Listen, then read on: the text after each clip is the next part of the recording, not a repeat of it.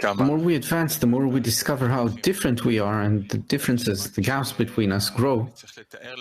And I heard that I need to imagine to myself that the main thing is the greatness of the Creator, and that's through the greatness of the group. That's what can connect us. But how do you measure the greatness of the Creator? The more we are separated, each one of us is great on his own, the distances between us are great. Accordingly, if you nevertheless connect above it, you discover a greater Creator. So then the force of connection is greater. So what's included in that concept of the greatness of the Creator? The greatness of the Creator?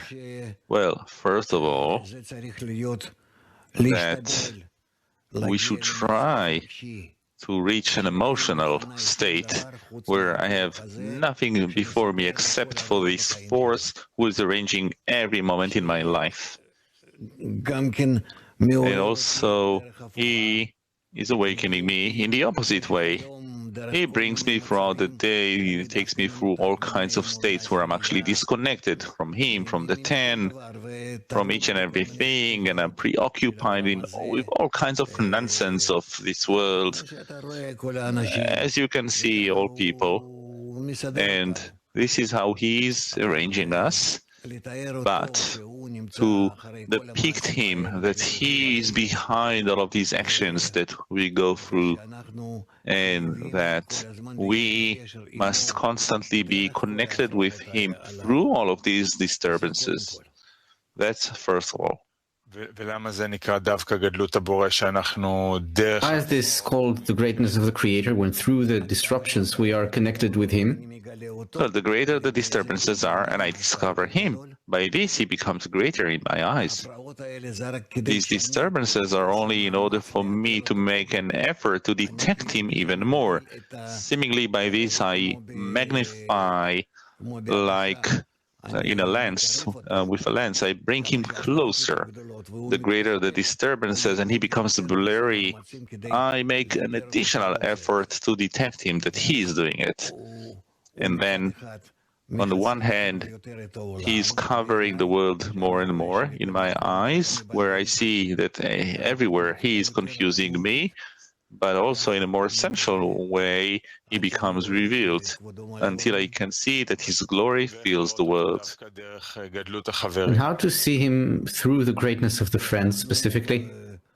Because we work together in this way, so it turns out that what we build between us, we're building this lens through which, in the center of the lens, in that focus between us, there we discover him.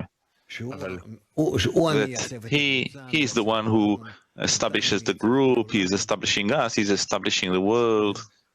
Yes. How to see that all the friends are acting through him and towards him?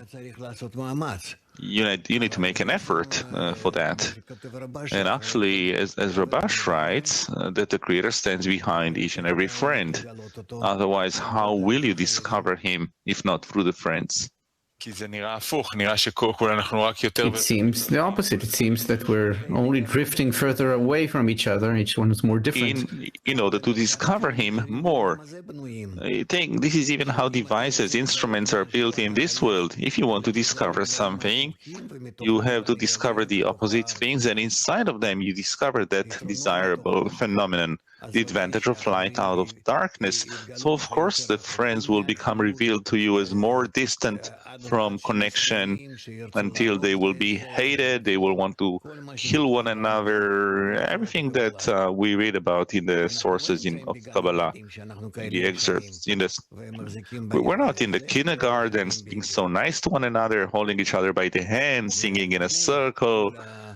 It's on top of all of the bad feelings and sensations, and you bet that there's nothing now. It's nothing now, because one who is greater than his friend, his inclination is greater, and he will have hatred and rejection and all kinds of such things. And we will discover a lot of it. And we will have between us even some that you now see as friends. Suddenly you will discover that they're truly separating us, and they're wild, and they're breaking all boundaries. Well, it will all come. ואיך לקרוא לו לעזרה דרך החברים. How to call him, how to call for his help through the friends. Well, as much as you connect together, above all the disturbances, where together you can sit and cry and hug one another, even though inside you hate one another, and you are aware of this and of that, and this is how you turn to the Creator. This is called that there is nothing more whole than a broken heart. Thank you. Well, we need to make such exercises, especially now towards the Congress. Maybe we should really do it. Let me know when, at what time, and we will find special materials, well, brief, not something too long, and around it we will do what we call the breaking of the heart.